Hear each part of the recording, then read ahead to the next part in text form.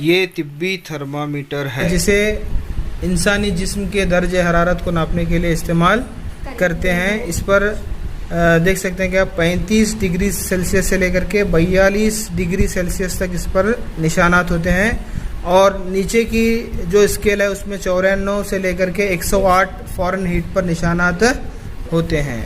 और यहाँ पर जो 37 डिग्री को यहाँ पर लाल निशान है, तो इसका मतलब है कि हमारे जिस्म का जो टेम्परेचर है, जो नॉर्मल टेम्परेचर है वो 37 डिग्री सेल्सियस है। और अगर हम फ़ारेनहीट में देखेंगे तो हमारे जिस्म का जो नॉर्मल टेम्परेचर कितना है, 98.6 फ़ारेनहीट। और यहाँ पर ये बल्ब है, बल्ब के अंदर पारा है। और यहाँ पर जो आप देख रहे हैं इसको बल्किंग कहते हैं, जो पारे को खुद ब खुद गिरने से रोकता है।